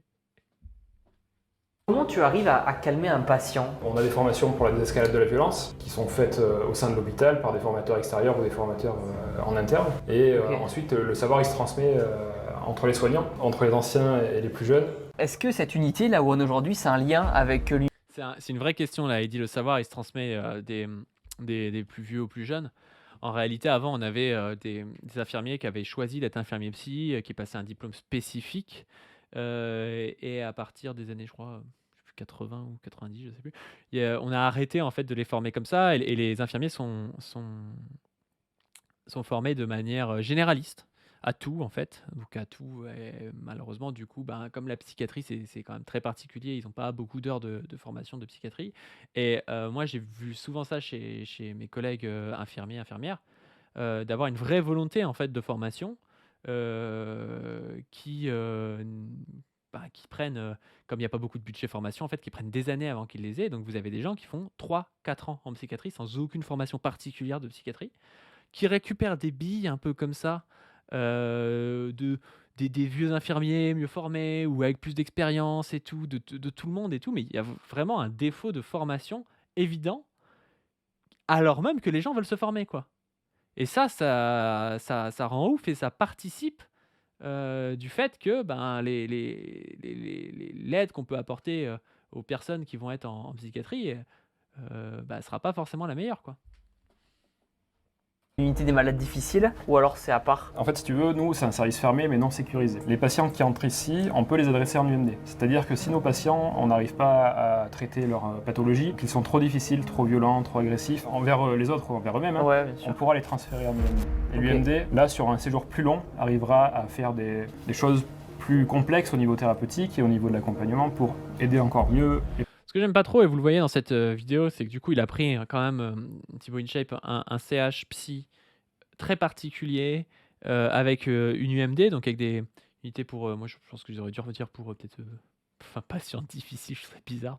Ils auraient dû dire pour patients à risque peut-être, enfin je sais pas comment ils auraient pu l'appeler, ou alors que ça n'existe pas, hein, parce que encore une fois, on pourrait très bien soigner au plus proche de chez eux les gens, mais bon. C'est trop demandé, il paraît. Mais bref, là, du coup, bah, ça donne quand même une image de l'hôpital psy où les gens qui y sont, ils sont quand même potentiellement très agressifs et ils sont potentiellement envoyables dans des unités avec encore plus de contrôle et tout. Et en fait, la psy, c'est quand même quelque chose qui est très vaste. Moi, par exemple, ça me fait marrer quand des gens pensent que que je travaille dans ce genre de choses. Moi, je fais de la pédopsie. Ma question, c'est plus est-ce que tel enfant, il arrive à développer son langage, sa motricité fine, est-ce qu'il n'a pas de troubles d'apprentissage, je sais pas, est-ce qu'il n'est pas victime de violence? Et pourtant, je suis aussi psychiatre, quoi. Donc, bon, c'est de la pédopsychiatrie, mais c'est quand même très très vaste, quoi. Et montrer cette image-là d'abord, c'est-à-dire de trucs asilaires et tout, bah, ça donne pas envie aux gens, je pense, d'aller se dire: «Ah bah tiens, je pourrais avoir une consultation avec, une orthophoniste ou une psychologue ou, une psychomotricienne, quoi». Les patients que nous. Nous, on est sur de la psychiatrie générale, alors que sur l'UMD, on sera sur de la psychiatrie sécurisée pour des patients qui ont des troubles encore plus forts. Ça fait combien de temps que tu es directeur, toi, ici, de la structure? C'est pas forcément des patients qui ont des troubles encore plus forts, encore une fois, en UMD, c'est plutôt des gens qui sont à risque. Et encore une fois, je vous dis, c'est un truc un peu sécuritaire, hein, l'UMD, donc ça ne dénote pas de l'intensité des troubles. Il y a pas, je vois pas en quoi quelqu'un qui a une dépression et qui veut mettre fin à ses jours, parce qu'il n'est pas en UMD, il a un trouble moins fort que quelqu'un qui a je sais pas, qui aurait une addiction et qui a mis une patate à un infirmier. Je sais pas, je vois pas le rapport en fait, hein. Ça fait 11 ans. Quel type de pathologie ont les patients, du coup, ici, au sein de l'hôpital? On a uniquement des autorisations sur la psychiatrie adulte. Donc à partir de 18 ans. Ça peut être de l'anxiété, de la dépression, des addictions et la schizophrénie. Ok, c'est celle qu'on retient le plus souvent quand on pense. Vous voyez, on parle de pathologie, il y a les addictions dedans par exemple. Alors déjà dire pathologie, je vous dis, c'est pas forcément intéressant, quoi. Bah alors dire que les addictions sont dans des pathologies psy, c'est aussi questionnable. Et je vous l'avais dit ça dans le Zawatol, je vous invite à aller le voir, hein, le Zawatol qu'on avait fait où il y avait Dany Psychoquac et moi qui parlions de psychiatrie et de psychologie. Tout le problème aussi de ces terminologies, c'est qu'elles individualisent des fois des phénomènes qui sont polycausaux, enfin qui ont des causalités larges et qui sont aussi très sociales, quoi. Et du coup, ça a tendance ça permet de dire en fait c'est cette personne le problème. Alors typiquement, si je vous prends un exemple très très particulier, par exemple, c'est le burn-out. On dit voilà, cette personne elle est en burn-out, quoi. Et en fait, quand on dit ça, on renvoie à une image presque de personne faible, de c'est ta faute en fait, alors qu'en fait toutes les personnes qui aujourd'hui sont en épuisement, qui ont du harcèlement au travail et tout, c'est peut-être dû en fait au néolibéralisme actuel, quoi. Et jamais on ne pose cette question quand on individualise les problématiques et qu'on en fait des maladies psy, de personnes qui pourraient décompenser une maladie psy. Quand ils parlent de ça comme ça, on croirait que c'est contenu dans la personne et que cette personne a décompensé sa maladie psy, que c'est lui qui est malade, quoi. Hôpital psychiatrique. Parce qu'elle fait le buzz. Et qu'aujourd'hui, nous, ce qu'on souhaite vraiment au travers... Pourquoi est-ce qu'on parle autant de schizophrénie? Parce qu'elle fait le buzz. Tu comprends pas, tout la schizophrénie fait le buzz. Des addictions et la schizophrénie. Ok, c'est celle qu'on retient le plus souvent quand on pense hôpital psychiatrique. Parce qu'elle fait le buzz. Et qu'aujourd'hui, nous, ce qu'on souhaite vraiment au travers de la journée que l'on va passer ensemble, c'est... Moi, en plus, je pense pas que la schizophrénie fasse le buzz, hein. Je pense que ce dont on parle plus actuellement, c'est peut-être le trouble du spectre autistique et le TDAH. Je sais pas si ça fait le buzz, la schizophrénie. Je pense que c'est parce que c'est ce qui questionne le plus les gens, que c'est aussi un truc historique avec tout un univers qui a été créé autour du schizophrène, qui serait par essence dangereux, bizarre, qui aurait une personnalité double, hein. Je rappelle pour ceux qui ne savent pas que ça n'a rien à voir avec le fait d'avoir un dédoublement de la personnalité. Mais bref, je ne vois pas pourquoi ça fait le buzz. Stigmatisé. Et donc c'est ce qu'on souhaite à ce stade faire découvrir, ce qu'est un hôpital psychiatrique avec toute sa variété d'offres de soins. À l'inter-équipe, donc les soignants du matin vont transmettre les informations à l'équipe d'après-midi. Bonjour. Enchanté, bonjour. Merci de nous recevoir. On est dans le bureau. Ah, ça me fume, ils sont en train de faire leur transmission. Et il y a Thibaut InShape qui débarque. On se réunit tous les jours avec les médecins, les infirmiers, les aides-soignants. On a aussi nos ASH et nos agents de prévention qui viennent ici. Ça nous permet de... Les ASH, c'est des agents en gros qui font de la logistique, de l'entretien, s'occupent par exemple du linge ou des choses comme ça. Quel type de personnel est nécessaire pour bien faire fonctionner un hôpital psychiatrique? Ça commence par des médecins psychiatres, également des médecins généralistes, un encadrement soignant, des infirmiers, des aides-soignants, des éducateurs pour une petite partie de notre activité, médecins addictologues, et puis pour qu'on puisse tous fonctionner, il faut ce qu'on appelle des fonctions support. C'est la comptabilité, c'est les ressources humaines, Ok. c'est les achats. Une entreprise. Un petit peu, voilà. Une entreprise un peu particulière, qui a une mission de service public et qui travaille sur de l'humain. Avec Quoi? Une entreprise? Non, mais voilà, je passe pour quelqu'un d'aigri. Je passe pour quelqu'un d'aigri, mais je vois pas en quoi un hôpital psy, c'est une entreprise un peu humaine. C'est quoi? On croirait qu'il parle d'Amazon, le mec. C'est pas une entreprise. Enfin, je veux dire, une entreprise, c'est. Le but d'une entreprise, c'est de faire du profit. J'espère. J'espère que cet hôpital n'est pas fait pour faire du profit, quoi. des fonctions support. C'est la comptabilité, c'est les ressources humaines, Ok. c'est les achats. Une entreprise. Un petit peu, voilà. Une entreprise un peu particulière, qui a une mission de service public et qui travaille sur de l'humain, avec des humains. Alors ici, Qui travaille sur de l'humain. Voilà, donc j'ai une entreprise qui travaille sur des pinces à linge et d'autres qui travaillent sur des humains. où est-ce qu'on est alors? Du coup, ici, on est dans la partie espace de vie du service. Donc là, nos 15 patients, ils peuvent venir dans cet espace tous les jours, faire des activités, rester aussi... Quelqu'un qui dit, on avait vu avec Emodem que c'était privé. Alors je pense pas que ce soit privé parce qu'il n'y a pas d'hospitalisation en soins sous contrainte dans le domaine privé en France. À moins que ça ait changé, hein, mais je pense pas que ce soit une entreprise, que ce soit un truc privé. Hein. Là, ils sont dans un truc privé. Vous croyez que le CH des Curantes, c'est privé? Je crois pas qu'il n'y a pas d'UMD dans un truc privé. Qu'est-ce que c'est que cette histoire? CH des Gurandes. Psychiatrique. Ouais, il n'y a pas d'UMD en privé, on est d'accord. Mais il n'y a même pas d'hospitalisation en soins sous contrainte en privé. C'est pas un truc privé.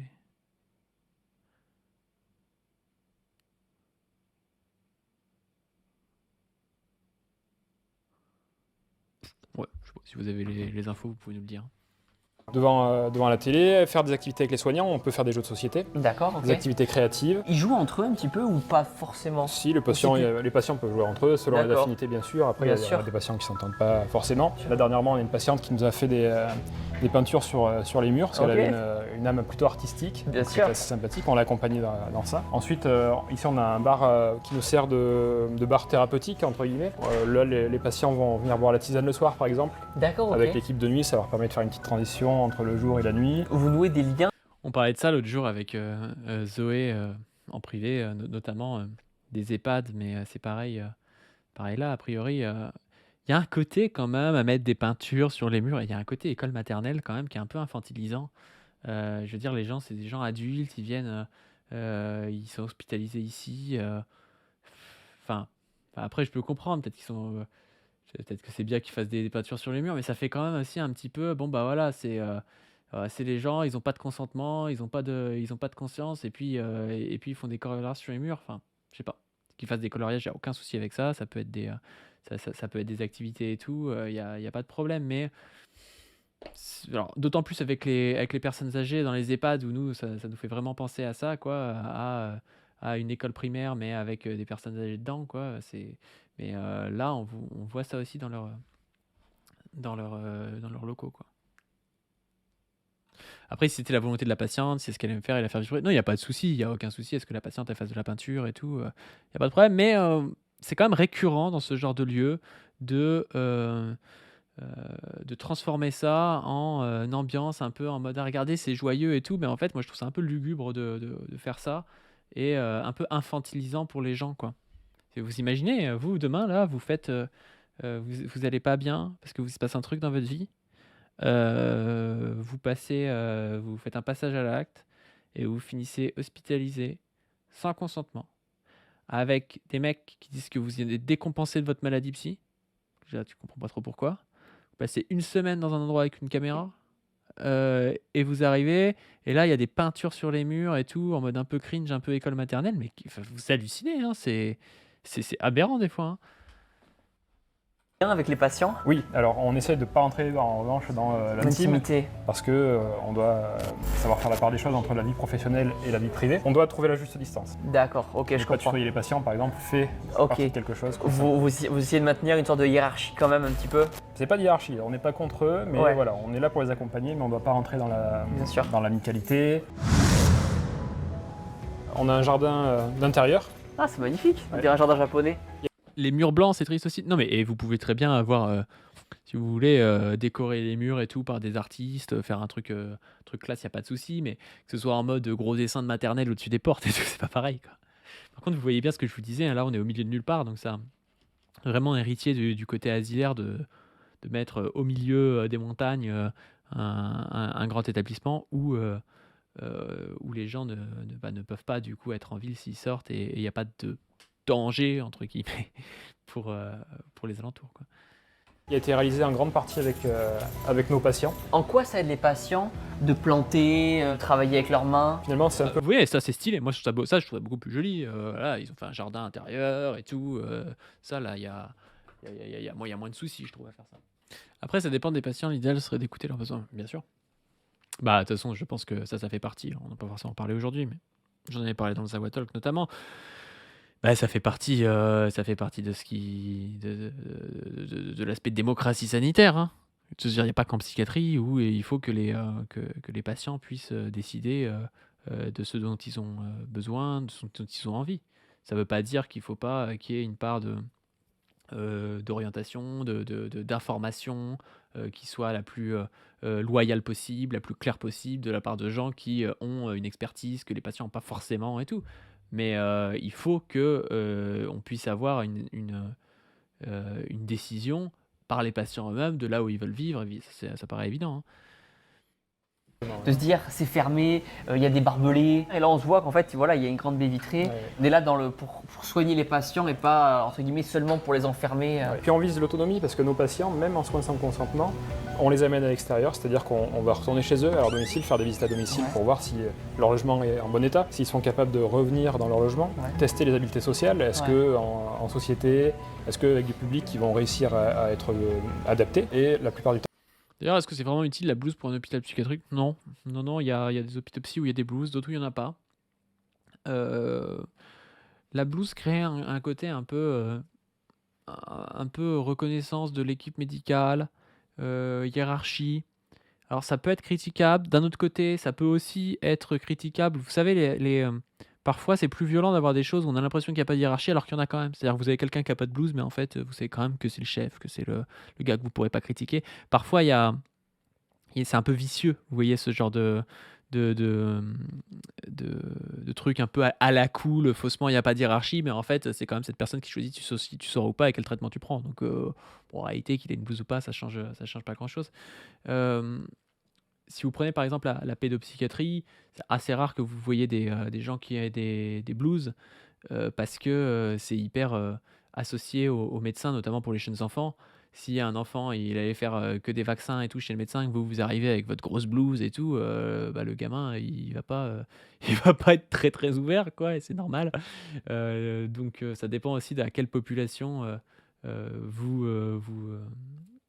avec quelle population vous travaillez et comment est-ce que vous voulez faire ressentir la manière dont vous êtes. Il faut toujours réfléchir à ça, quoi. C'est un peu comme le patron qui met des sneakers dans les startups. Non, mais c'est exactement ça. C'est des fois les trucs où il y a faussement pas de hiérarchie, mais en fait il y en a une, c'est les pires.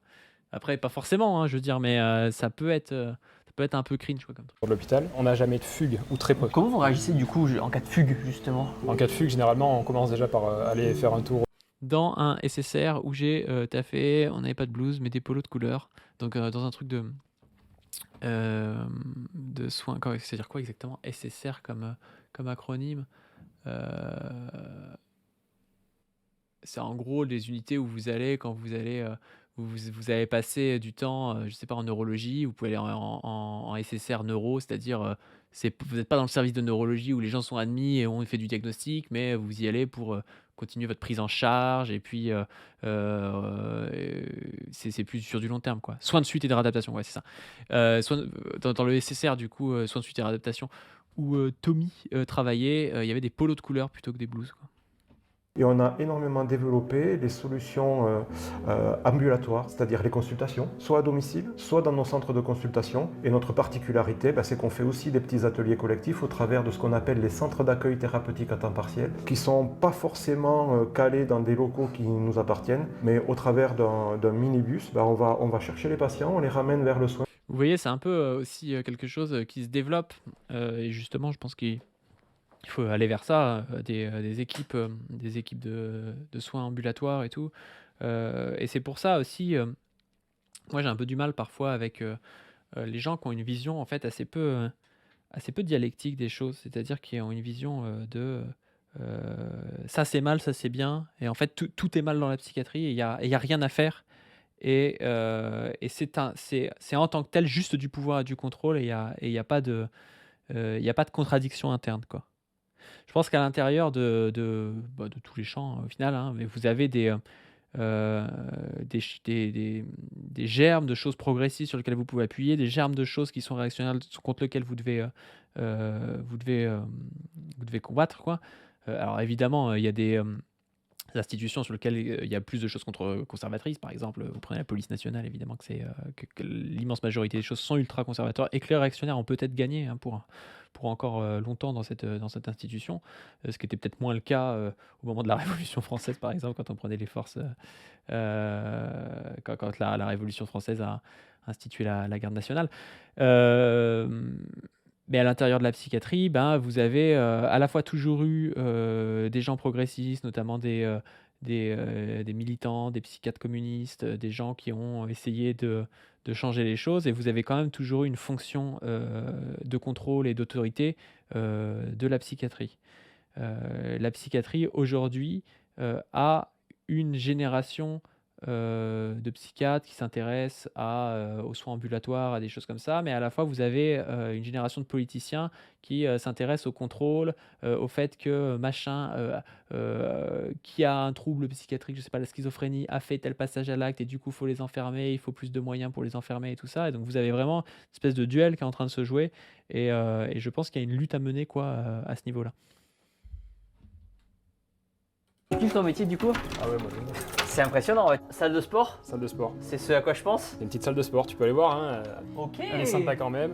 Nos Oh, patients ouais. apprécient. On a quelques haltères, on a un patient qui a monté un projet aussi avec une infirmière, Ouais. qui a par exemple installé un tableau pour les exercices. Tu rigoles, mais en vrai c'est parfait. Avec le sac de frappe qui est là, les... C'est compliqué quand la discipline elle-même est basée sur la hiérarchisation des individus. Bah, c'est la question, est-ce que la discipline elle-même est basée sur ça?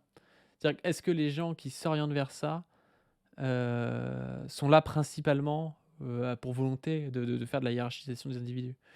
Je sais pas, tu vois. Enfin, moi, je pense que le but de la psychologie, c'est de permettre l'émancipation des individus, justement, et que la psychologie est au final une sorte de science de l'individu concret, et donc de comment ça se fait qu'il y ait des individus qui ne peuvent pas développer leurs individualités comme ils l'entendraient. Et comment ça se fait que ces gens qui ne puissent pas, c'est toujours des gens qui vivent des rapports de domination, que ce soit de classe, de genre, de race ou des choses comme ça, quoi. La problématique, justement, c'est que la psychiatrie est historiquement quelque chose qui a été développé pour faire du contrôle, pour exclure certaines personnes, pour hiérarchiser les gens, et sur ça, je te rejoins. Mais je pense qu'il y a tout comme dans la médecine d'ailleurs, je pense qu'il y a une contradiction interne à la médecine et à la psychiatrie en réalité, qui est que les individus qu'en font peuvent viser une chose, et le système et la structure, et notamment la politique qui gouverne cette structure, vise autre chose. Je m'explique. Tu prends quelqu'un qui est médecin. Alors, il y a des gens qui sont médecins pour faire de l'argent ou je sais pas quoi, mais tu prends Dr Zoé, tu prends une médecin basée communiste. Son but, c'est de soigner les gens. Ça n'empêche pas que la médecine soit une structure de contrôle, de domination, qui est utilisée pour faire de la normativité et des choses comme ça. Ça n'empêche pas, mais vous voyez qu'il y a deux buts en fait qui sont contradictoires. La question c'est est-ce qu'il faut, parce qu'on lutte contre la structure de domination, de normalisation, enfin de normativité et de contrôle, est-ce qu'il faut jeter à côté de ça le soin que peut apporter la médecine? Vous voyez, est-ce qu'il faut jeter les deux en même temps? Je pense pas. Je pense qu'il y a un duel entre les deux. C'est exactement pareil pour la psychiatrie. Est-ce que parce qu'on lutte contre le fait faire de l'autoritarisme, de mettre des gens dans des chambres avec des caméras, de tout ce qu'a fait la psychiatrie depuis 150, 200 ans, qui a été un outil du pouvoir notamment. Est-ce qu'à côté de ça, il n'y a pas aussi une volonté je sais pas, d'aider quelqu'un qui serait dans une crise suicidaire, qui aurait des TOC, qui aurait des délires ou des choses comme ça? Bah, il y a aussi ce côté-là, quoi. Moi, je trouve que un avis comme celui qui dirait voilà, il faut jeter toute la psychiatrie ou toute la psychologie, je trouve qu'on passe à côté du coup du problème. Il y a toujours des contradictions internes aux choses, il y a toujours des luttes en fait. Mais c'est parce que je suis marxiste aussi, mais il y a toujours des luttes à mener à des endroits. Et je pense que dans la psychiatrie, il y a une double lutte. Une lutte évidemment au niveau politique.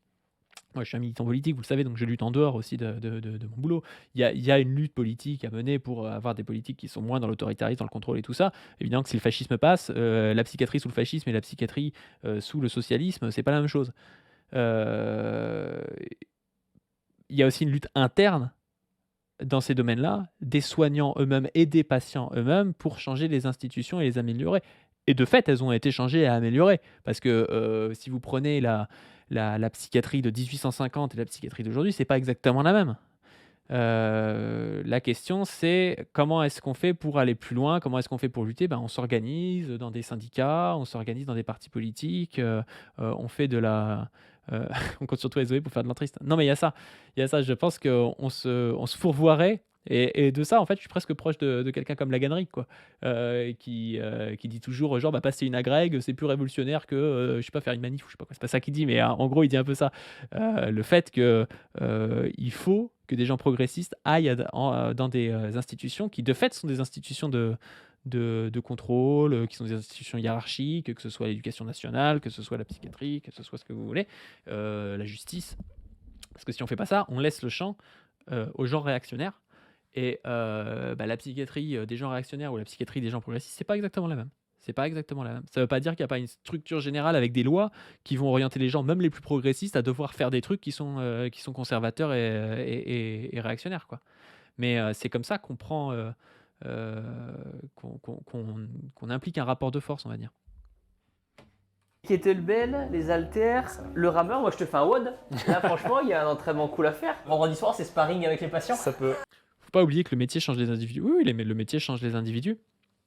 Mais vous avez aussi la conscience qui change les individus, c'est-à-dire qu'il faut quand même essayer d'avoir conscience au maximum des biais qu'on peut avoir quand on est dans une position de domination dans un métier. C'est pour ça qu'il faut aussi écouter les gens qui critiquent ce métier, lire des gens qui critiquent ce métier. C'est important. Parce que si vous faites, je sais pas, si vous êtes psychiatre et que vous avez jamais lu des textes, des bouquins d'antipsychiatrie, ben, en fait, vous êtes dans votre truc. Votre activité en tant que telle avec les lois et tout vous oriente vers de la domination, du contrôle et tout ça. Tous les gens autour de vous qui n'ont jamais lu un texte d'antipsychiatrie, ils vous orientent vers ça et en fait vous passez à côté de tout un pan de remise en question que vous pourriez avoir, quoi.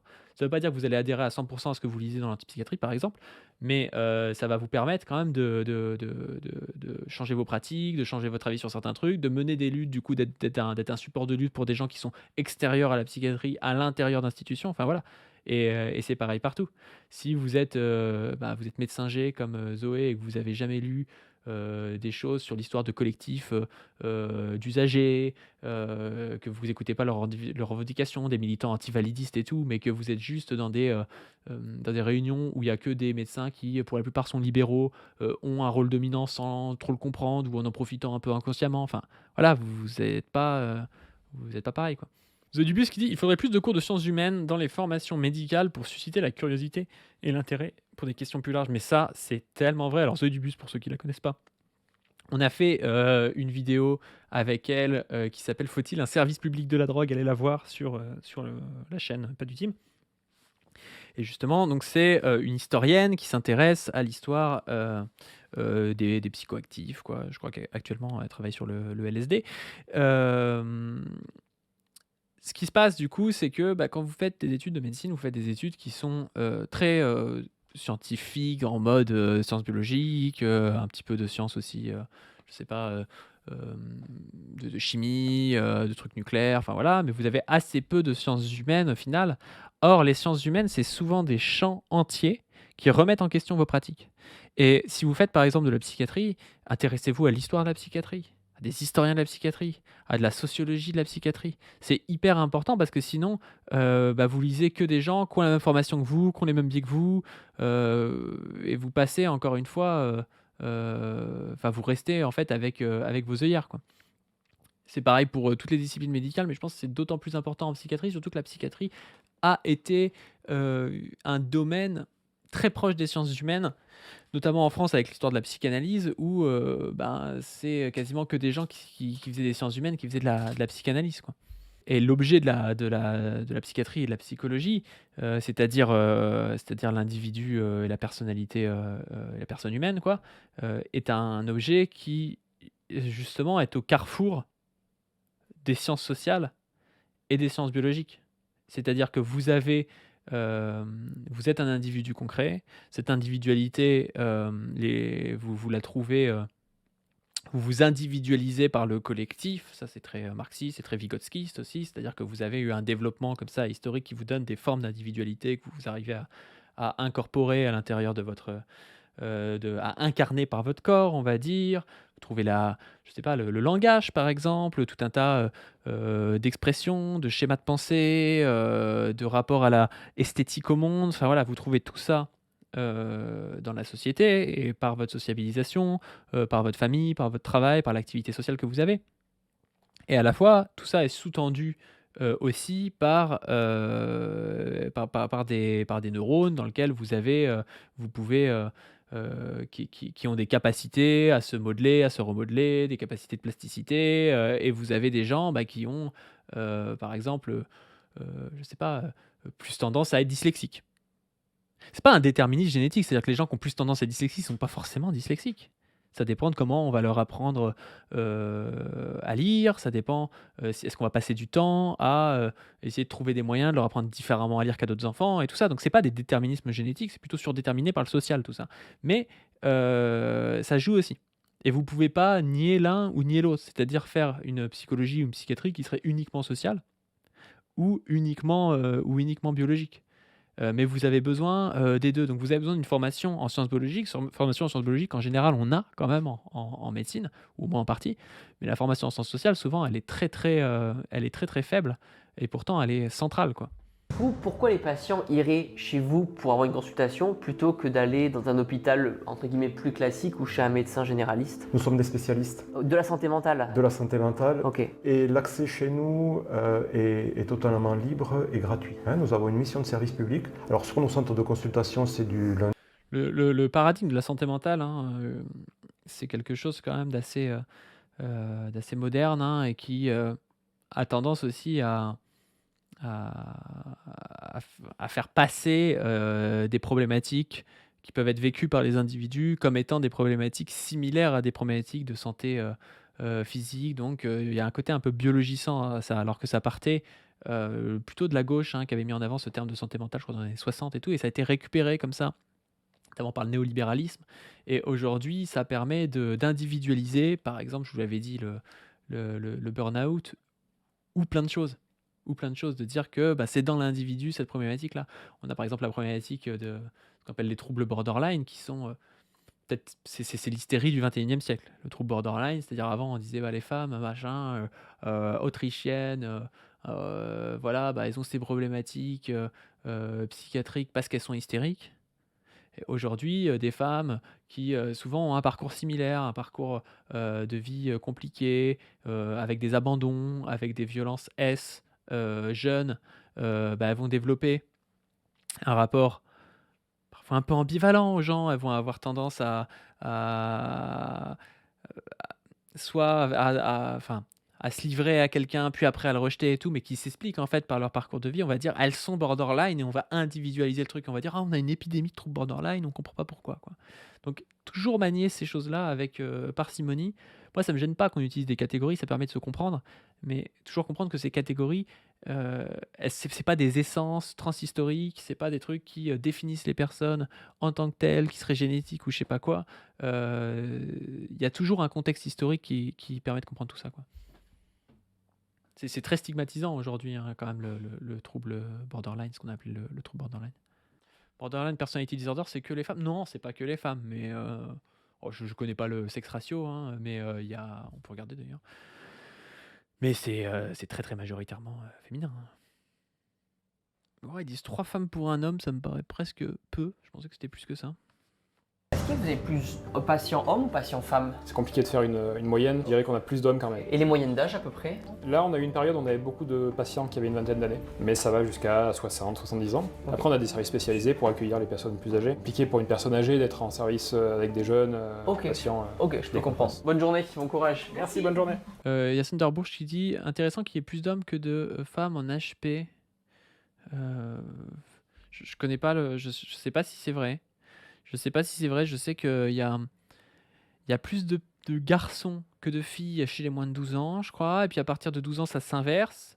Ce qui est très intéressant, hein. C'est quand même marrant de se dire qu'à partir du moment où les filles commencent à passer adolescentes et donc à rentrer très clairement dans un rapport beaucoup plus sexualisé pour le patriarcat, on va dire, là, elles commencent à développer beaucoup plus de pathologies psy, hein. De pathologies entre guillemets, encore une fois. Après, est-ce qu'à partir de l'âge adulte, c'est plus d'hommes? Peut-être, je ne sais pas. Je sais pas, peut-être, ouais. Ouais, parce que oui, je crois que les addictions, il y en a plus chez les hommes. Le trouble bipolaire et la schizophrénie, je pense que c'est aussi plus chez les hommes. Enfin, la schizophrénie, c'est sûr. Le trouble bipolaire, je sais pas, je pense que oui. Les troubles du spectre autistique, c'est plus chez les hommes aussi, mais il y a aussi un biais de sous-diagnostic chez les femmes. Après, les dépressions, je pense que c'est plus chez les femmes quand même. Les troubles anxieux, je pense que c'est plus chez les femmes aussi. C'est une coïncidence, pas du. Ouais, c'est ça. Les troubles du comportement alimentaire, c'est plus chez les femmes aussi, mais ouais. Mais c'est marrant parce que du coup, vous voyez bien que, à part à se dire que bon, bah, les garçons en soi, avant 12 ans, ils auraient plus de troubles, et puis après, à l'adolescence, c'est plus les filles, et après, c'est plus les garçons, on voit bien qu'il y a un rapport à la société dans tout ça, quoi. Bon, on va s'arrêter là, on va pas la regarder entière. Je pense qu'on a déjà dit beaucoup de choses. Je suis pas sûr qu'il y ait beaucoup de choses à raconter en plus. Si à un moment donné, ça parle des ESAT, je crois. Alors les ESAT, si vous connaissez pas, c'est les établissements où on envoie des gens qui ont souvent des handicaps intellectuels ou qu'on considère comme n'étant pas aptes à aller dans une entreprise normale pour les faire travailler. Et c'est quelque chose qui est extrêmement peu critiqué dans la société, et notamment même par la gauche. Vous allez avoir des gens comme la France Insoumise, par exemple, qui vont militer pour plus de places en ESAT, alors que ça fait bien longtemps que les militants antivalidistes dénoncent les ESAT en tant que tels. Les ESAT, c'est des endroits où le code du travail n'est pas appliqué, où vous êtes rémunéré quasiment tout le temps en dessous du SMIC, où il n'y a pas de congés payés, où vous n'avez pas le droit de grève, où vous n'avez pas le droit de droits syndicaux. Donc, ouais, je veux bien que ce soit qu'on mette ça en avant, mais c'est quand même un petit peu particulier, hein. C'est vraiment se dire, on va mettre de côté les gens qui ont parfois des problématiques qui sont réelles, hein, qui font que bah oui, ils vont moins vite, ils peuvent moins prendre de commandes ou je sais pas trop quoi s'ils sont serveurs, mais au lieu de se dire on va forcer les entreprises à s'adapter aux gens, c'est de faire ce qu'on fera sous le socialisme, hein. C'est-à-dire que on adaptera le travail aux gens, plutôt que de dire les gens vont s'adapter en fait pour que je fasse le même profit que d'habitude, et puis même s'ils ont un handicap, on va leur tirer dessus, et puis on tirera tant qu'il faut, quoi. Et du coup, il y a quelque chose de très du type de l'exclusion dans les ads, c'est-à-dire de dire bah, ces gens-là, bah, ils sont pas assez adaptés au monde du travail, on les met de côté. Donc c'est des gens qui vont avoir une sociabilisation qu'entre personnes qui vont avoir des handicaps, qui vont être considérés comme tels. Donc en fait, vous vous retrouvez dans un pays où vous avez des gens qui, quand ils sont à l'école, on va les mettre rapidement en IME, qui seront en institut médico-éducatif, ils seront en dehors en fait, du système scolaire normal, puis après ils vont aller en ESAT. En fait, ils vivront dans un monde à part parce qu'ils ont un handicap, quoi. C'est extrêmement validiste. Il y a plein d'autres manières de faire. On pourrait aider les gens, s'adapter aux gens, mais ça coûte trop cher et on considère que c'est normal de les mettre de côté, quoi. Il y a danseuse 7338 qui dit « Depuis 2024, ils ont le droit de grève et de se syndiquer. » Je ne savais pas. Je ne savais pas, bah, c'est bien parce que c'était quand même aberrant de se dire les gens qui ont un handicap et qui travaillent, ils n'ont pas le droit de grève et de se syndiquer, quoi. Enfin, ça rend fou comme truc. Bref, je sais pas ce que vous avez pensé de cette vidéo. Vous pouvez aller regarder la fin si vous voulez de Thibaut InShape. Moi, j'en veux pas particulièrement à Thibaut InShape. Je pense qu'il connaît pas grand-chose à cette histoire. Et puis, il fait une vidéo comme ça. J'en veux plus un peu aux gens qui ont témoigné. Même si ça pourrait être des collègues. Je comprends que quand on est dans son truc, on met pas forcément en question. Mais ils ont un vocabulaire qui est quand même souvent un petit peu stigmatisant, psychophobe. Ça renvoie à une image comme ça de l'hôpital psy. À la fois, ça essaie de renvoyer une bonne image pour dire, bah regardez, c'est pas si mal, tout en nous montrant des trucs qui sont parfois un peu dingues, comme ces histoires de caméra et tout. Euh, En fait, c'est vraiment l'inverse de ce qu'il faudrait faire. C'est-à-dire que le but, c'est pas de dire aux gens qu'il faut jamais consulter un psy et tout. C'est vraiment pas bon. Moi, je suis psy, donc vous imaginez bien que c'est pas mon truc. Mais il faut pas avoir un regard acritique non plus par rapport à sa discipline.